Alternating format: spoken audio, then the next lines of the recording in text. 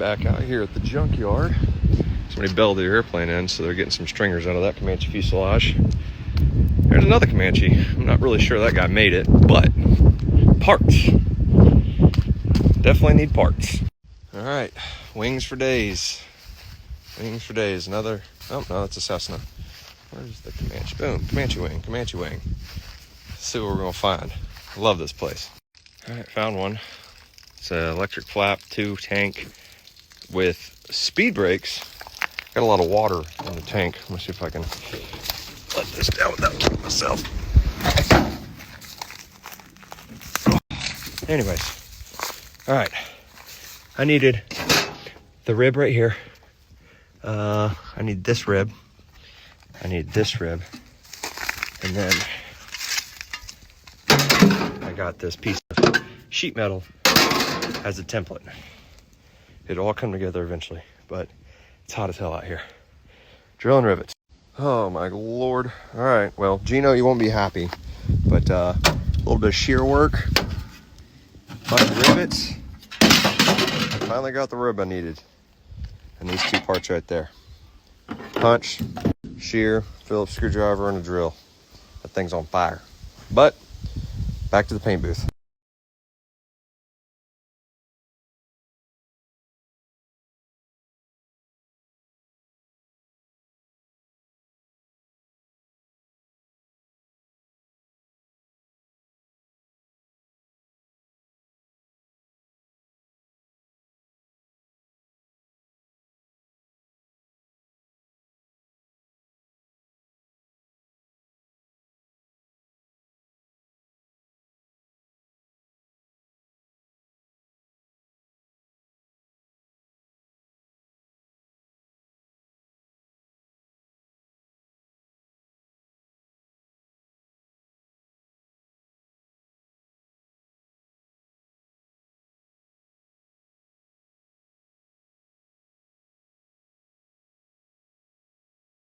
All right.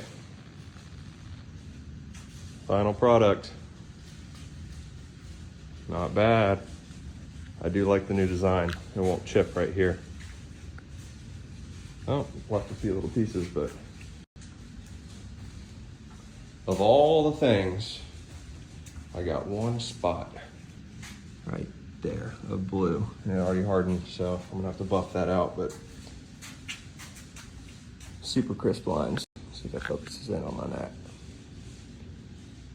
Oh yeah. One more step down.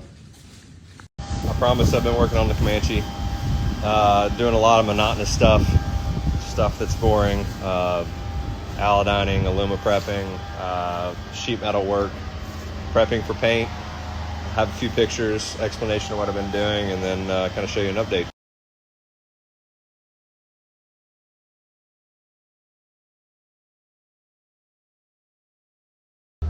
All right, doing some sheet metal repair.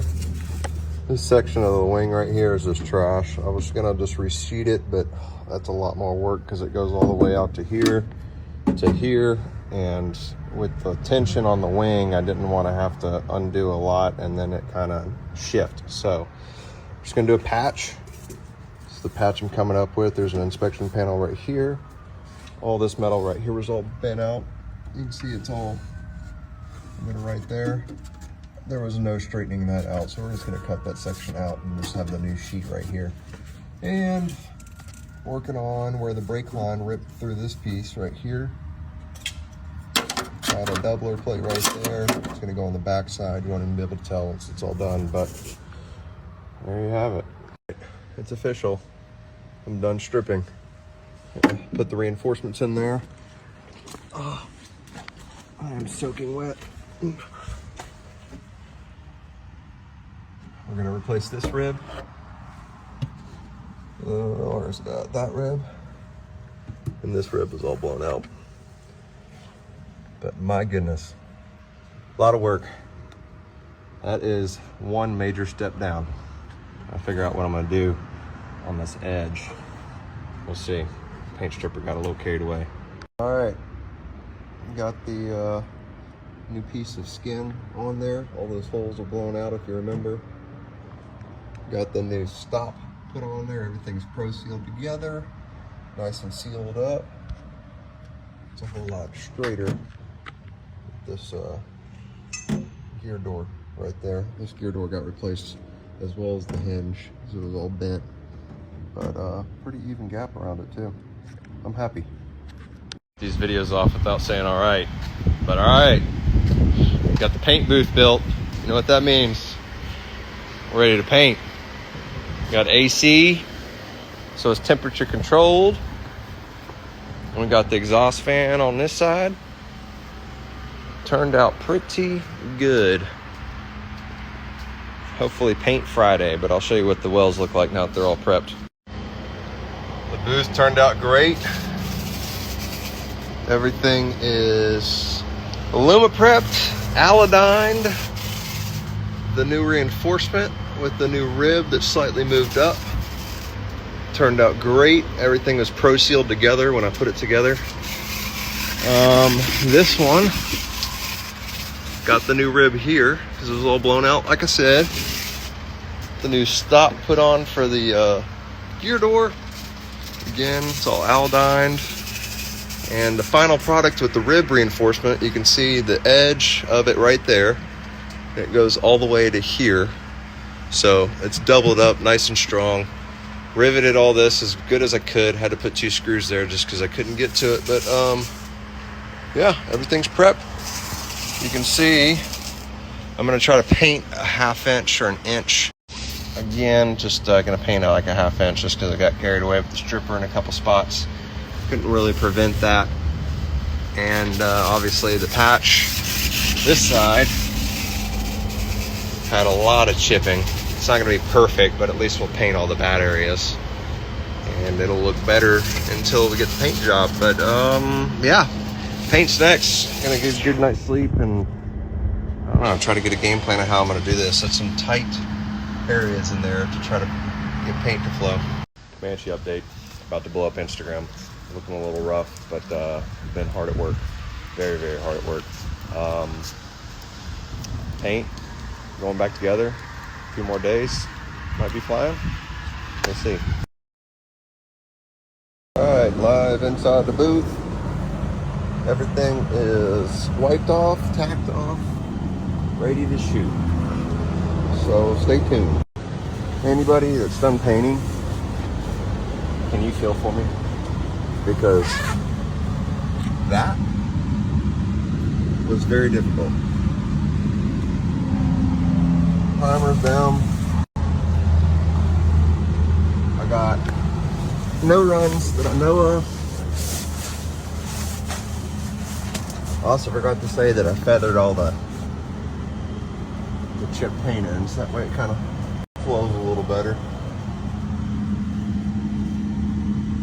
It's not perfect, not getting down in there because you can't see that, but oh my goodness. The old booth turned out pretty good. You can see everything's kind of tan from all the overspray. It all right there. But I'm gonna show you a little trick on TikTok the other day, so you don't spill paint. Put a little tape right there. Acts as a perfect funnel. Pretty cool. Remember how I was telling about fretting areas where you have paint under other surfaces? Basically what I'm doing here, I wanted to prime the aluminum, but I don't want paint in between where the trunnion attach goes, so I ended up making a paper template there and there, so where the attach points are, and then for the side brace stud assembly. So we'll paint the white over that, peel that off, and it'll be primer underneath, but no top coat. First coat is down. I don't know how, but pretty decent coverage. And I haven't seen it yet, but I think no runs. Well, knock on wood on that one. Let's see what this one looks like. One more coat. Ah, I'm excited. You have no idea how excited I am. All right.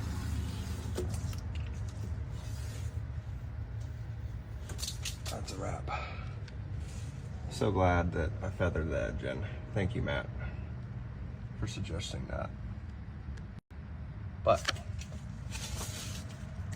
wow, was that a lot of work, but it's done. I'm so happy. All right, Sherwin-Williams Jet Glow. Excuse my French, but that stuff. Look at this stuff. It's all off-gassing. And it said 30 to 45 minutes between coats. I waited 2 hours. 2 hours. The whole thing. The wheel well, I get it. But like days, weeks, months of prep. And that paint does that. But hopefully my templates are marked correctly. And yeah, we're putting it together because I am not redoing it. My service sucks, so I guess everything will post when it posts, but we got the conduits installed. The left one goes to the right gear. Have to have 3 threads exposed there, 1 thread exposed there, special tool. There's some stringers I got to re-rivet, and we're going to put the floor back in. This is all riveted in. The gear motor goes there. Got all the clamps put there and there. Had some block off plates apparently I was missing right there. They prevent draft in the cabin, and it's always super cold in the back for the back seaters. So I ended up finding some of those and getting that all installed where the conduit pass-throughs are and onto the billet. And again, the conduits are what actually actuate the gear. Got the service cover on right there. Let's see, you can see those plates added right there. The conduit passes through the fuselage. Made a cover right there to prevent draft. Also, they say it's a speed mod because it pressurizes the wheel well. And high pressure, you know, Bernoulli's principle, high pressure should keep the airflow flowing over the wheel well. But the original brake line ran from here to here, and it was a solid line that 90'd right there at the wing root. I'm not sure if you can see that. It's kind of crappy service. But they installed that before they even put the wing on. So I ended up having to put a 90-degree pass-through right there and a barb nipple from here to here. It was kind of tight, tightening that. But the conduits, safety wired with the lock nuts. Got the temperature probe. Got the covers on for the wheel wells. The wire run through for, again, the nav lights and the tip tank fuel senders. The speed spats right here. After all the body work and paint. Got the new wheel stop. All the rubber grommets on. Ended up putting the data plates back on the wing. All new rod bearings. The only thing that's old that I did not replace for these conduits, they're only 7 years old. Very pricey. But gear starting to go back in. Got the aft attach. You bolt that in, and then you got to shim it left and right. You put the bungee arm in, this bungee arm. You'll see once I get the bungee in how that works. But got the 2 bolts that I made, safety wired in there with some plastic to protect them. And working on limit switch adjustments, and then we're going to adjust the conduits to get the drag links. All right, I was working on the conduit push-pull cables, trying to get them adjusted, and I got to make a phone call just because I want to make certain that I'm doing this adjustment right, even though I've read the manual 1,000 times. But these 2 stringers right here, I had to remove them. On the later model Comanches, there was a plate right here that came off, and you could take the tool and get that nut tightened. But with, I don't know, you see that castle nut in there.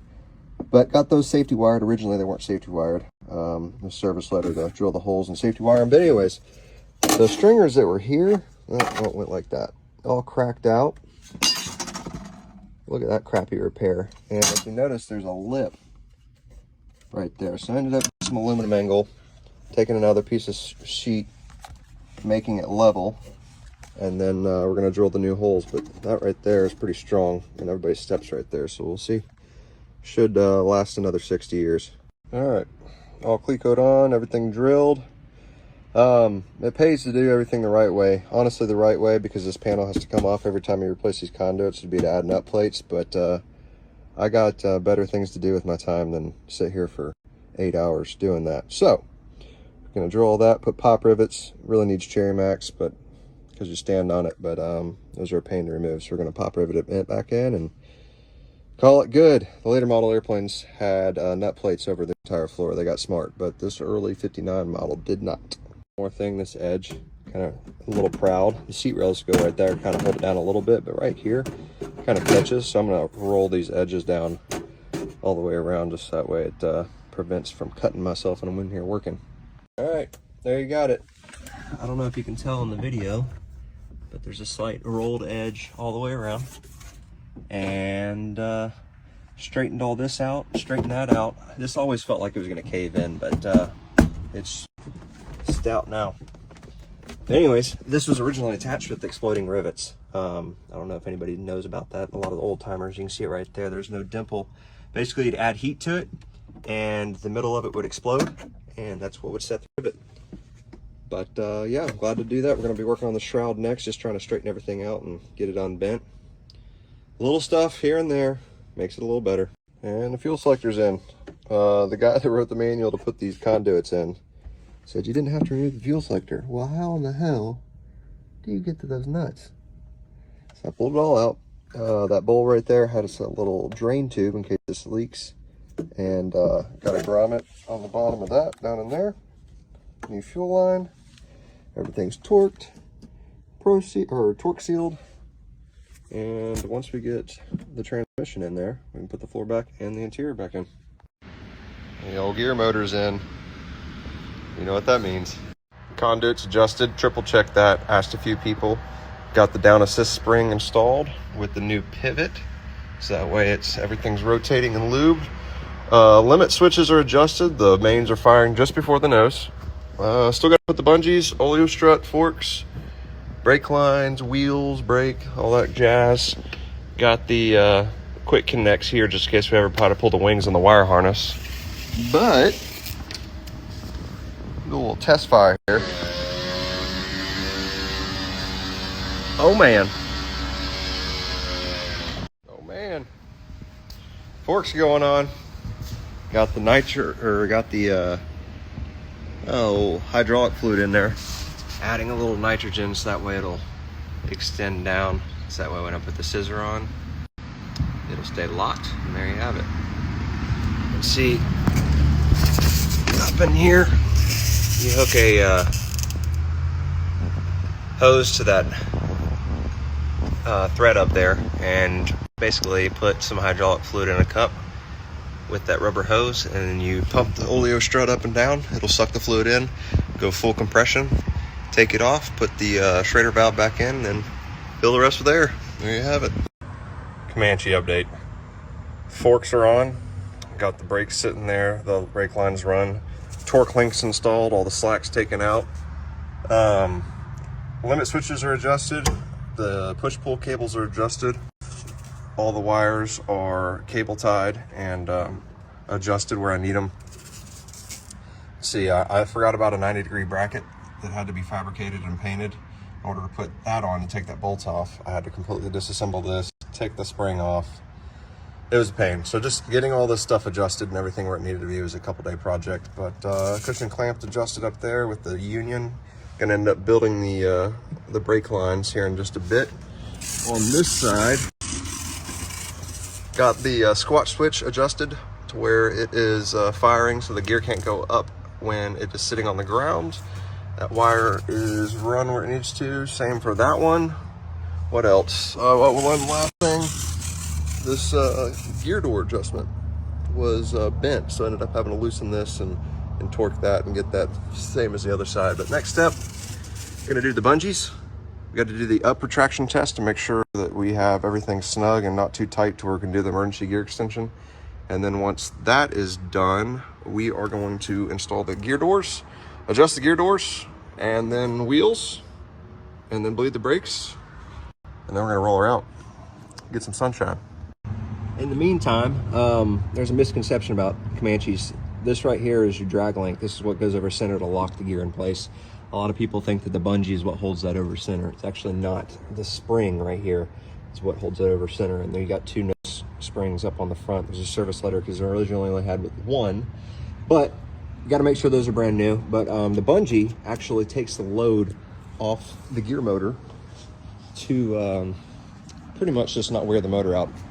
But anyways, here's the tool to stretch these bungees out. A lot of force here. Once we get that all stretched out, I'm gonna add this piece of plastic right there. Let's see if I can do this one-handed. A lot of kinetic energy here. Matter of fact, I'm gonna have to put this right there.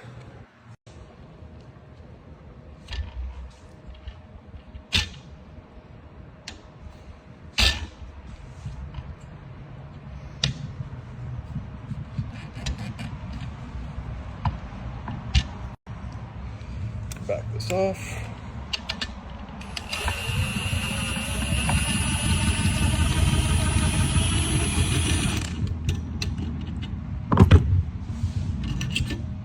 And there you got one bungee assembly. Put the roller on here, screw it inside the wing, then attach it on this end, bolt it down, good to go.